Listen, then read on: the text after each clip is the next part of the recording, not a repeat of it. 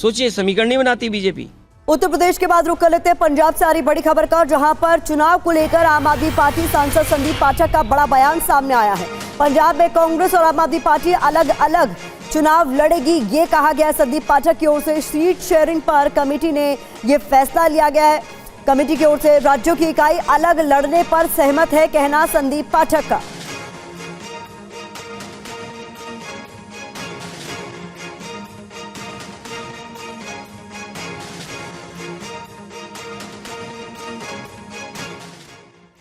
और इधर असम में भी आम आदमी पार्टी और कांग्रेस में बात नहीं बनी है, ये बड़ी खबर आपके सामने, जहां आम आदमी पार्टी ने असम में 3 सीटों पर उम्मीदवारों का ऐलान कर दिया है। कांग्रेस से बात करते करते थक गए, कहना आम आदमी पार्टी का। कांग्रेस समय रहते सीटों पर फैसला करे, ये भी आम आदमी पार्टी की ओर से इस पूरे मसले पर कहा गया। मेरे साथ पे संदीप पाठक जी है। संदीप जी, आज आपने असम की 3 लोकसभा सीट पर अपनी विजय घोषित कर दी है, अब और ज्यादा इंतजार करना आपको सही नहीं लग रहा है? देखिए, सवाल प्रश्न ये नहीं कि हम कितना इंतजार करना चाहते हैं, प्रश्न तो ये है कि इलेक्शन कमीशन ने ऑलरेडी समय सीमा तय कर दी है चुनाव के लिए। आपके पास एक डेडलाइन आ गई है, अब उसके आधार पर सारी चीजें समयबद्ध तरीके से होनी चाहिए। बातचीत तो चल रही है, लेकिन कब तक बातचीत करेंगे? बातचीत ही करेंगे या चुनाव भी लड़ेंगे? अगर आपको चुनाव लड़ना है तो बातचीत की समय सीमा निर्धारित होनी चाहिए, सभी चीज़ों की समय सीमा निर्धारित होनी चाहिए, तब फिर पूरी ताकत से चुनाव लड़ेंगे। मैं फिर से कहना चाहता हूं कि हमने आज असम के 3 सीटों का अनाउंस किया है और इस पर हम काम शुरू करेंगे। मैं उम्मीद करता हूं कि इंडिया अलायंस इसको स्वीकार करेगी और ये तीनों सीटें आम आदमी पार्टी को दे देगी। असम में आपने ऐलान कर दिया है, खुद मुख्यमंत्री गुजरात में एक सीट का ऐलान करके आ गए हैं। ये तय हो रहा है कि पंजाब में भी आप अगर अलग अलग से लड़ेंगे? पंजाब में राज्य की जो इकाई है दोनों पार्टियों की, उनकी तरफ से भी सहमति थी और अब पार्टियों में भी सहमति है कि आम आदमी पार्टी और कांग्रेस अलग अलग चुनाव लड़ेगी। पंजाब में गठबंधन के तहत चुनाव नहीं लड़ेंगे, तो अलग अलग चुनाव लड़ेंगे पंजाब में, नंबर 1। नंबर 2, दिल्ली में बातचीत चल रही है।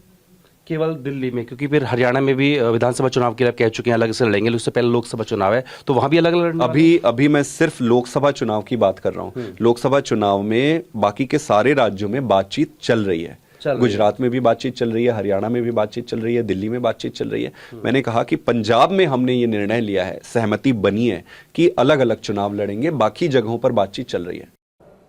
और इस बीच एक और बड़ी खबर, मथुरा काशी पर मशहूर इतिहासकार इरफान हबीब का बड़ा बयान सामने आया है। मथुरा काशी में मंदिर तोड़कर मस्जिदें बनाई गई, ये इतिहासकार इरफान हबीब का बड़ा बयान। ये साबित करने के लिए कोर्ट की जरूरत नहीं है, औरंगजेब के आदेश पर मंदिर तोड़े गए, ये इतिहासकार कह रहे हैं।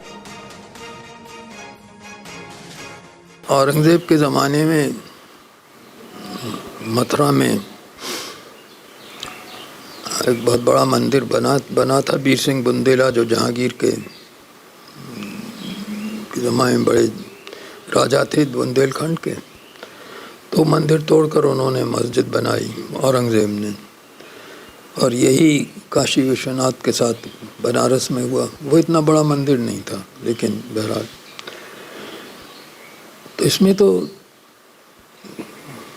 दो राय नहीं है, ये तो तारीखों में ही लिखा गया है। अब ये कि वही बात जो औरंगजेब ने की थी वो 300 साल बाद की जाए, ये सोचने की बात है। मैं समझता हूँ ये सब गलत है। जो बात तारीख में हो गई वो हो गई। वो भी अब जो मस्जिद हैं वो 300 साल से ज़्यादा पुरानी है। ये भी तो कोई आर्कियोलॉजी में किसी भी इमारत को जो इतनी पुरानी हो तोड़ना नहीं चाहिए, मस्जिद हो या मंदिर हो या कोई भी घर हो, अगर 300 साल पुराना है तो उसको छूना नहीं चाहिए।